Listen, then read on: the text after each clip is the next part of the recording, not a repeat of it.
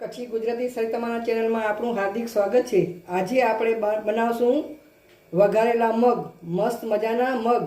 આવી રીતે તમે મગ વઘારીને ખાશો તો હોંશે હોંશે ખાઈ એક દાણો પણ વધશે નહીં અને બાળકો લંચ બોક્સમાં લઈ જશે તો એક દાણો પાછો નહીં લઈ આવે ને મસ્ત મજાનો વઘારેલો નાસ્તો તૈયાર થાય છે ને ઓછા તેલમાં।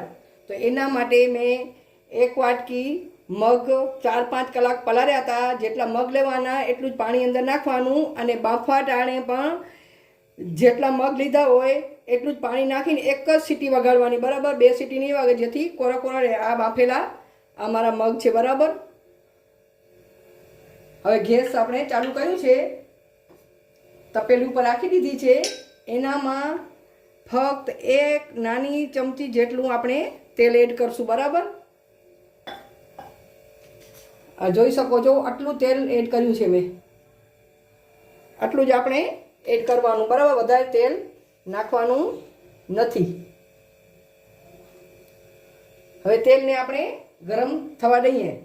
મગનો આ નાસ્તો હેલ્ધી હોય છે ને ઓછા તેલમાં બની જાય છે। આવી રીતે તમે વઘારેલા મગ બનાવશો તો હોંશે હોંશે તમે ખાઈ શકશો। હવે તેલ આપણું ગરમ થાય છે।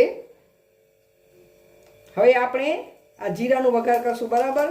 ને એમાં 2 કડિયા લસણની કટ કરેલી ઝીણી ઝીણી કટ કરી એ વઘારમાં આપણે નાખશું। આ મીઠો લીમડો નાખશું, બરાબર।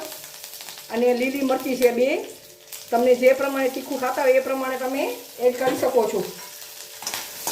આવી રીતે આમ સાતરી લેવાનું, વધારે એને બળવા દેવાનું નથી। અને આ 1 ચમચી જેટલી હળદર આપણે એડ કરશું, 1 ચપટી હિંગ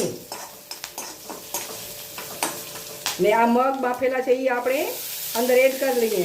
બાફવામાં મીઠું નાખ્યું હોય તો મીઠું તમને અંદર એડ નહીં કરવાનું ને ગેસની ફ્લેમ બંધ કરી નાખવાની, તરત જ મગ નાખી એટલે નાખી દેવાની ને ઉપરથી આપણે આ સ્વાદ પ્રમાણે મીઠું એડ કરશું ને આ લીંબુ અડધો, બરાબર, આમાં નીચોવીને આપણે નાખી દઈશું, બરાબર। તમે તીખા પ્રમાણે જે ખાતા હોય એ પ્રમાણે તીખા મરચાં તમે લીલા એડ કરી શકો છો। ને આ લીલા ધાણા કટ કરેલા આપણા વઘારેલા મગ બનીને તૈયાર થઈ ગયા, ફટાફટ બની જાય છે અને ફક્ત 1 નાની ચમચી તેલમાં બને છે। મસ્ત મજાના વઘારેલા મગ આપણા બનીને તૈયાર થઈ ગયા છે। હવે મગ આપણે સર્વ કરશું, બરાબર।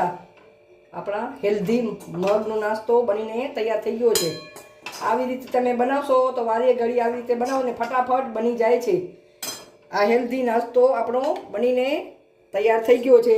જોઈ શકો છો આપણા વઘારેલા મગ બનીને તૈયાર થઈ ગયા છે।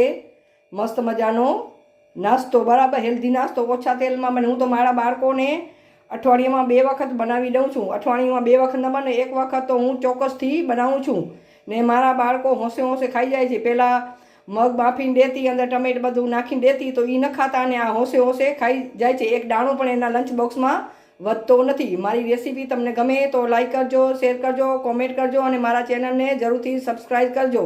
આભાર તમારો।